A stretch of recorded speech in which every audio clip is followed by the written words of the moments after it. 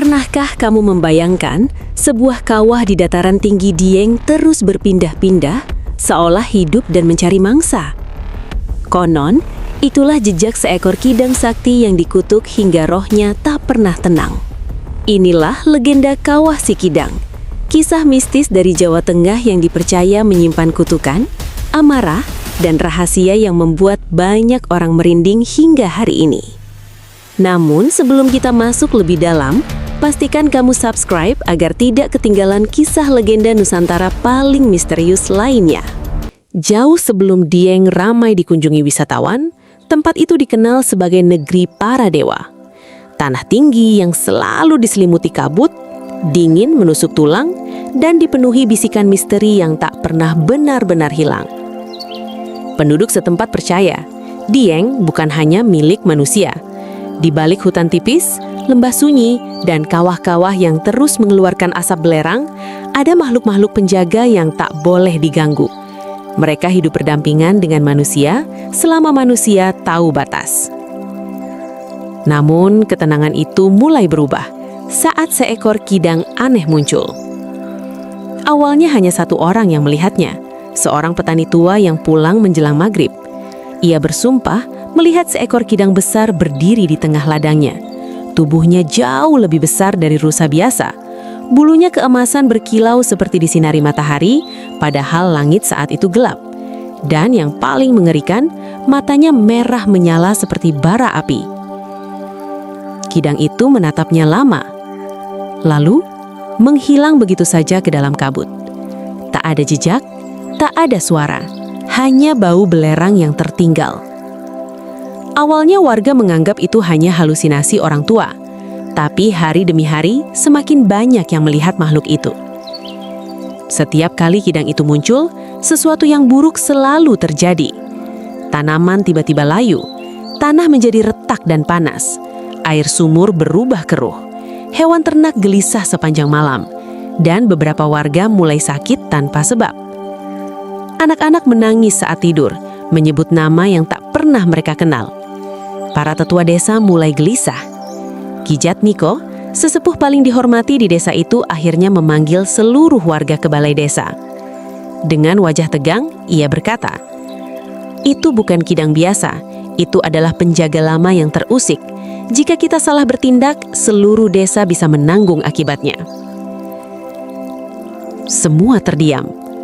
Namun tidak semua percaya. Seorang pemuda bernama Wira justru tertawa kecil. Ia dikenal berani, keras kepala, dan tak percaya hal-hal gaib. "Kalau itu hanya seekor hewan, kenapa kita harus takut?" katanya. "Kalau memang ada kutukan, biar aku sendiri yang menghadapinya." Ucapan itu membuat suasana semakin mencekam. Ki Jatmiko menatap Wira tajam. Kadang yang paling berbahaya bukanlah makhluk gaib, tapi manusia yang merasa dirinya paling benar. Namun Wira tak peduli. Malam itu juga, ia memutuskan satu hal. Ia akan memburu kidang itu. Dan tanpa ia sadari, keputusan itulah yang menjadi awal dari kutukan Kawah Si Kidang. Pagi itu, Dieng terasa berbeda. Kabut turun lebih tebal dari biasanya, menutupi jalan setapak, ladang kentang, bahkan puncak-puncak bukit, seolah seluruh negeri sedang menyembunyikan sesuatu. Udara begitu dingin, tapi anehnya, tanah di beberapa tempat justru terasa panas, seperti bara yang tertanam di bawah permukaan. Warga memilih tetap di rumah, tapi tidak dengan Wira. Dengan tombak pusaka peninggalan ayahnya di tangan, ia berdiri di pinggir hutan bersama 3 pemuda desa lain, Raka, Surya, dan Jono. Meski wajah mereka tegang, mereka tetap ikut, entah karena keberanian atau karena gengsi. "Kalau hari ini kita menangkap kidang itu, semua ketakutan ini selesai," kata Wira penuh yakin. Raka menelan ludah. "Aku masih merasa ini bukan ide bagus." Wira menepuk bahunya. "Kalau kita terus takut pada cerita orang tua, kita tidak akan pernah tahu kebenarannya." Mereka pun masuk ke hutan. Semakin jauh melangkah, suasana semakin tidak wajar. Tak ada suara burung, tak ada suara serangga. Hanya langkah kaki mereka dan desisan halus dari tanah yang mengeluarkan uap panas. Jejak kaki kidang itu terlihat jelas, besar, dalam, dan dari setiap pijakannya, tanah seperti baru saja dibakar. Surya berbisik pelan. Kenapa jejak ini masih hangat? Tak ada yang menjawab. Semua mulai merasa ketakutan itu nyata. Lalu mereka sampai di sebuah tanah lapang. Kabut tutih menggantung rendah, dan di tengahnya berdirilah makhluk itu, kidang itu. Tubuhnya tinggi dan gagah, bulunya keemasan berkilau, tanduknya bercabang seperti mahkota, dan matanya menyala merah, menatap mereka tanpa berkedip. Tidak bergerak, tidak lari, seolah ia memang sedang menunggu mereka datang. Jono mundur perlahan. Wira, ini bukan hewan biasa. Namun Wira justru melangkah maju. Inilah saat yang ia tunggu. Dengan nafas berat, ia mengangkat tombaknya. Kidang itu tetap diam. Tatapannya dingin, menusuk, seakan memperingatkan. Tapi kesombongan telah menutup akal Wira. Kalau kau memang penjaga, hari ini penjagamu berakhir. Dan Wira melempar tombaknya sekuat tenaga. Tombak itu melesat cepat, menusuk sisi tubuh sang kidang. Namun yang terjadi setelah itu tidak pernah bisa mereka lupakan. Kidang itu menjerit, bukan jeritan hewan. Bukan, itu suara manusia. Suara panjang penuh kemarahan, kesakitan dan dendam yang seolah mengguncang langit. Boom! Tanah bergetar hebat. Pepohonan berguncang, kabut putih berubah hitam pekat. Langit mendadak gelap seperti malam datang terlalu cepat. Kidang itu mengamuk. Dengan luka menganga di tubuhnya, ia berlari liar, melompat dari satu bukit ke bukit lain. Setiap pijakannya membuat tanah meledak, retak, dan menyemburkan lumpur panas bercampur bau belerang yang menyengat.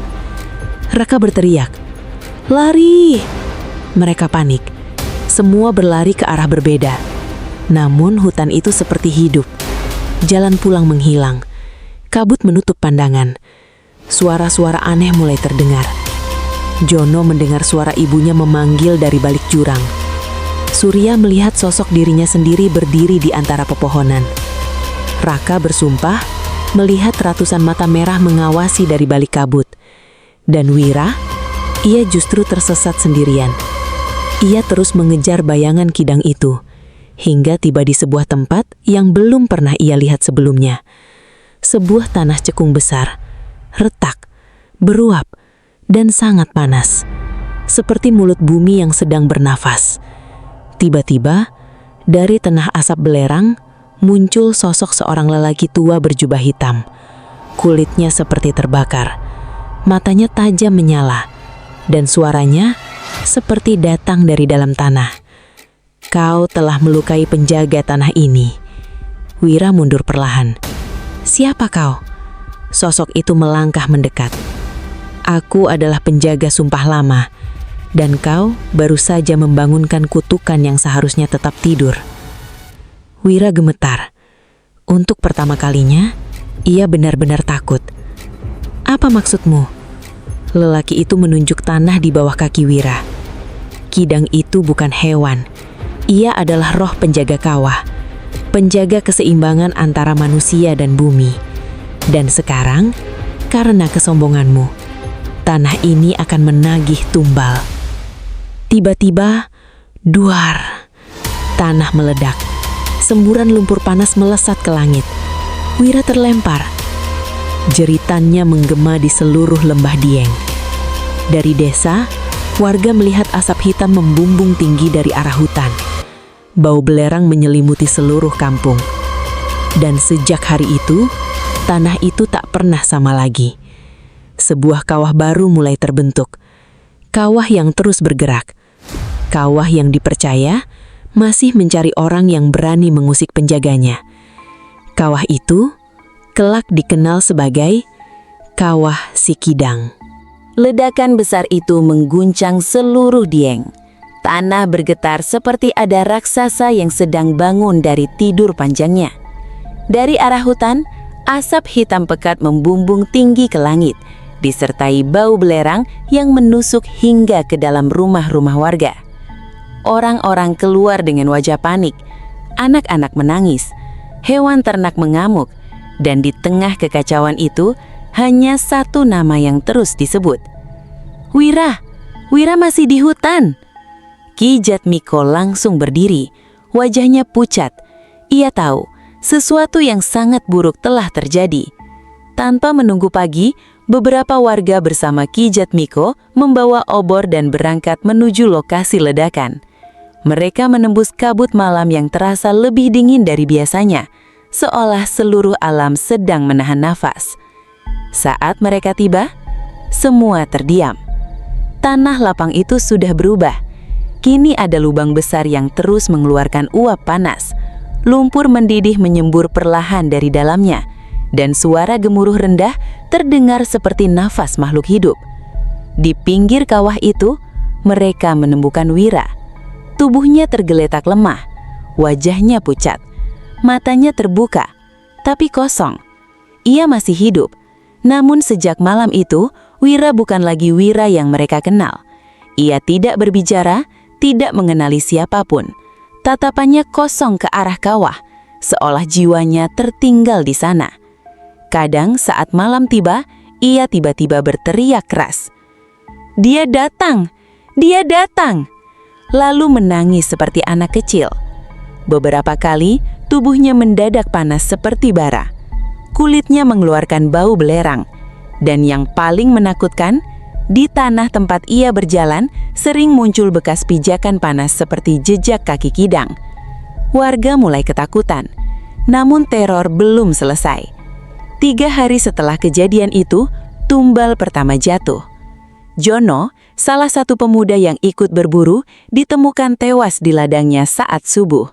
Tubuhnya tidak terluka, tidak ada bekas serangan. Namun wajahnya penuh ketakutan, matanya terbuka lebar seolah ia mati karena melihat sesuatu yang tak seharusnya dilihat manusia.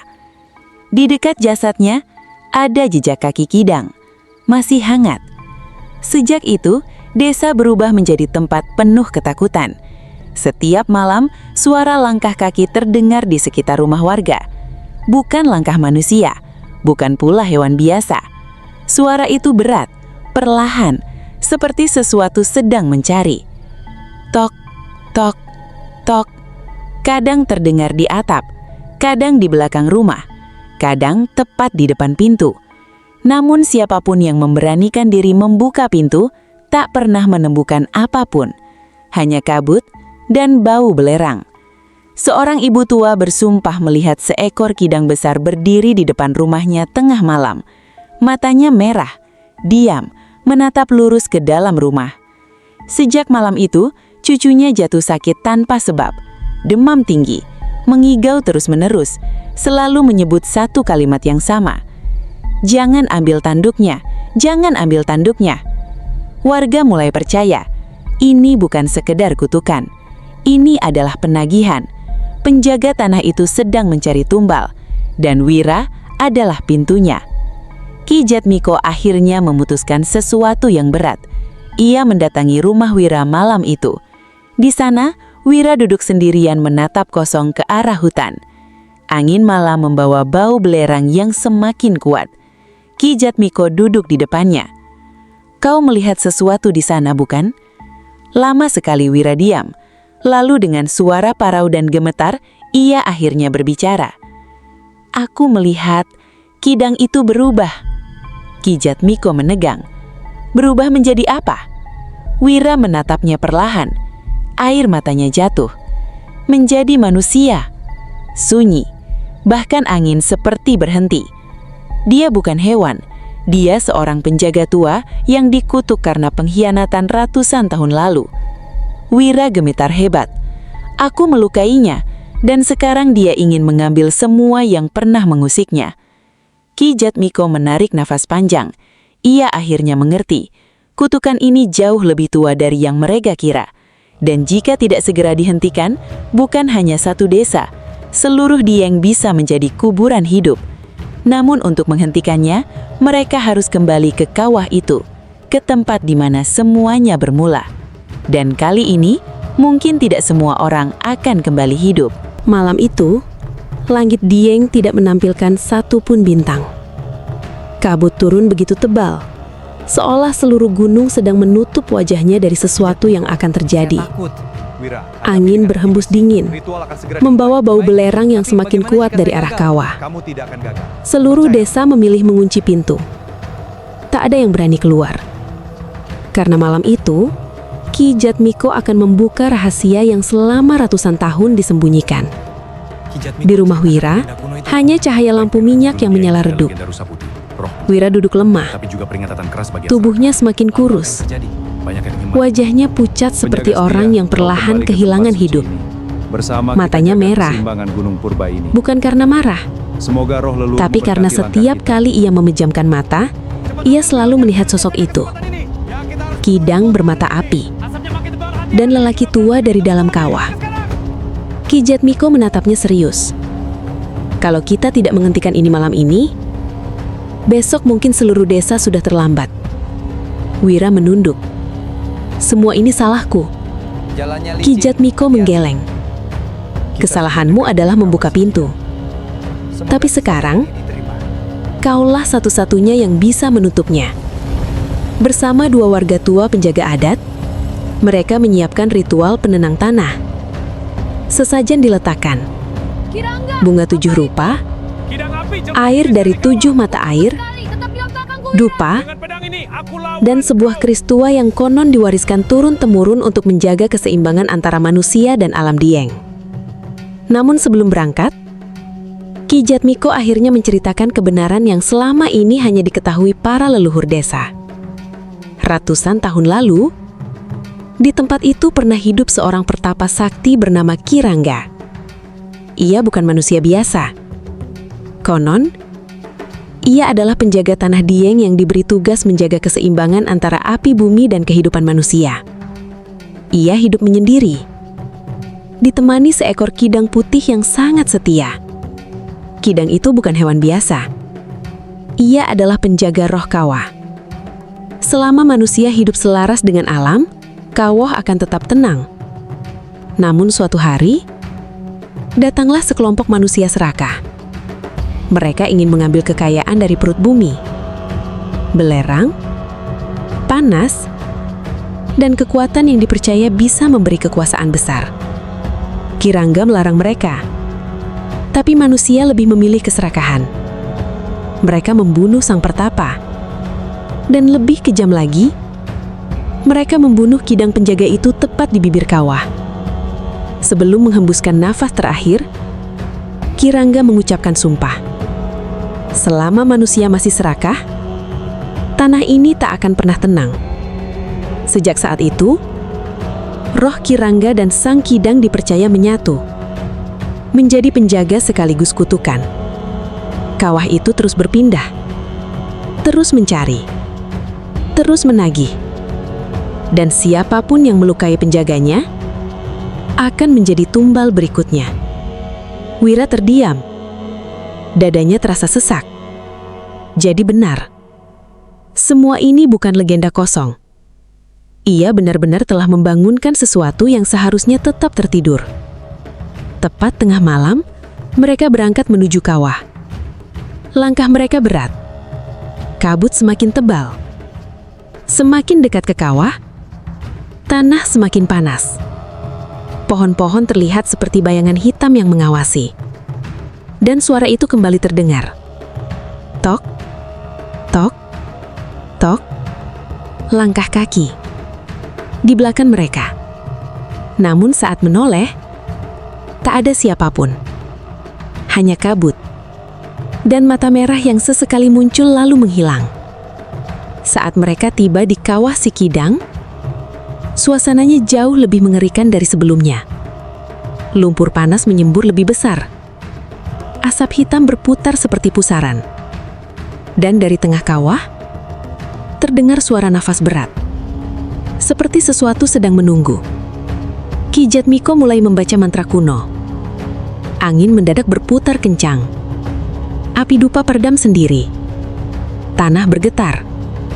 Dan perlahan, dari tengah asap belerang itu, muncul sosoknya. Kidang itu. Namun kali ini lebih besar. Lebih gelap. Tubuhnya dipenuhi luka mengganga. Matanya menyala seperti api neraka. Dan di belakangnya, berdiri sosok lelaki tua berjubah hitam. Ki Rangga. Tatapannya langsung tertuju pada Wira. Akhirnya kau kembali. Suara itu menggema dari segala arah. Wira gemetar hebat. Ki Jatmiko berteriak. Jangan lari. Hadati. Hanya dengan pengakuan, kutukan ini bisa dipatahkan. Namun tiba-tiba, duar. Tanah meledak. Surya yang ikut membantu ritual terseret longsoran tanah panas. Ia menjerit histeris. Semua kacau. Sesajen terbakar. Kabut berubah hitam pekat. Kidang itu mulai melangkah mendekat. 1 langkah, 2 langkah. Setiap pijakannya membuat bumi bergetar. Kini hanya beberapa meter dari Wira. Dan untuk pertama kalinya, Wira sadar. Malam ini bukan soal menyelamatkan desa. Malam ini adalah penentuan hidup atau mati. Kidang itu kini berdiri tepat di hadapan Wira. Matanya merah menyala, menembus hingga ke dalam jiwa. Nafas panasnya bercampur bau belerang menyelimuti seluruh kawah. Di belakangnya, sosok Ki Rangga berdiri diam seperti bayangan kematian yang telah menunggu sejak ratusan tahun lalu. Tanah terus bergetar. Lumpur panas menyimbur semakin tinggi.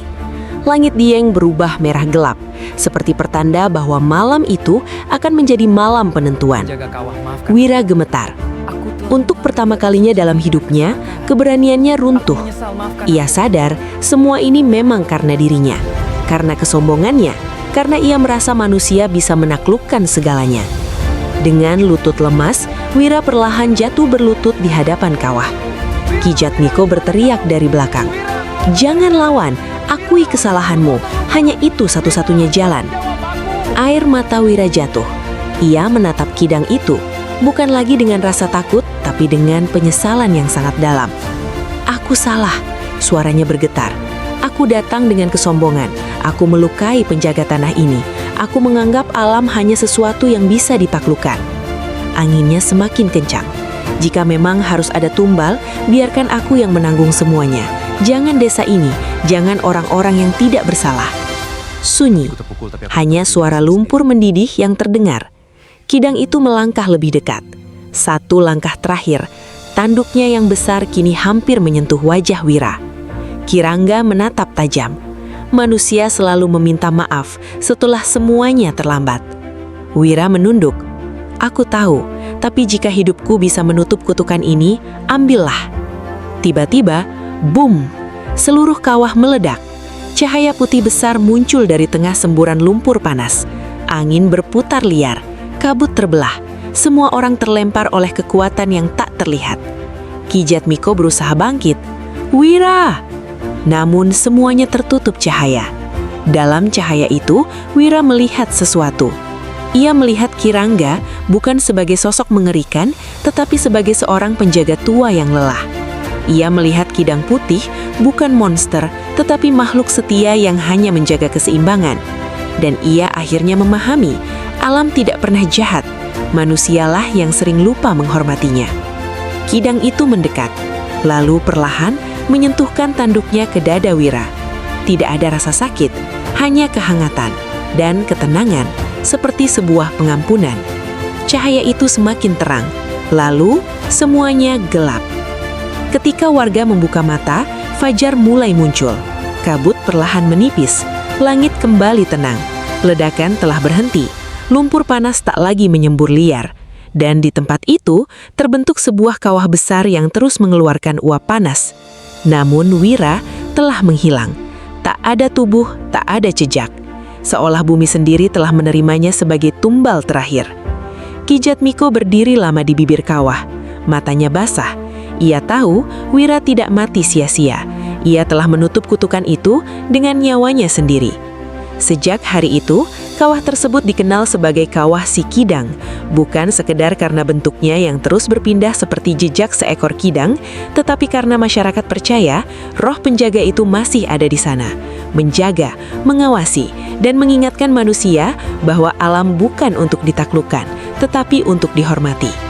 Konon hingga hari ini, jika seseorang datang ke Kawah Si Kidang dengan niat buruk, terutama dengan keserakahan dan kesombongan, mereka akan mencium bau belerang yang sangat tajam. Lalu, dari balik kabut tebal Dieng, akan terlihat sepasang mata merah menatap dalam diam, menunggu, dan memastikan kutukan itu tidak pernah benar-benar pergi. Dari legenda Kawah Si Kidang ini, kita belajar bahwa alam bukanlah sesuatu yang bisa kita kuasai sesuka hati.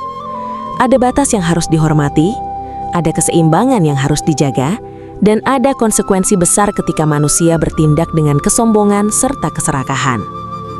Wira menjadi bukti bahwa keberanian tanpa kebijaksanaan bisa berubah menjadi malapetaka.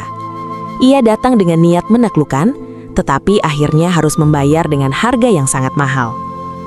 Namun di akhir segalanya, ia juga mengajarkan bahwa penyesalan yang tulus dan keberanian untuk bertanggung jawab bisa menjadi jalan untuk memperbaiki kesalahan. Legenda ini bukan hanya tentang kutukan, bukan hanya tentang kawah yang terus mengeluarkan asap panas, tetapi juga tentang hubungan manusia dengan alam dan warisan leluhur yang tidak boleh dianggap remeh. Kadang, hal paling berbahaya bukanlah makhluk gaib yang bersembunyi di balik kabut, tetapi kesombongan manusia yang merasa dirinya lebih besar dari alam semesta. Karena itulah, kita harus selalu belajar untuk rendah hati, menghormati alam, menjaga warisan budaya, dan tidak mudah meremehkan nasihat para leluhur. Siapa tahu, di balik kabut tebal pegunungan Dieng, masih ada penjaga yang terus mengawasi. Terima kasih sudah menemani perjalanan kisah legenda Kawah Si Kidang sampai akhir. Jika kalian suka dengan cerita rakyat Nusantara yang penuh misteri, legenda mistis, dan kisah-kisah yang jarang diketahui, jangan lupa dukung channel ini dengan cara like, komen, dan subscribe. Tulis juga di kolom komentar, legenda daerah mana yang ingin kalian dengar di video berikutnya. Sampai jumpa di video selanjutnya, dan ingat, tidak semua yang tak terlihat berarti tidak ada.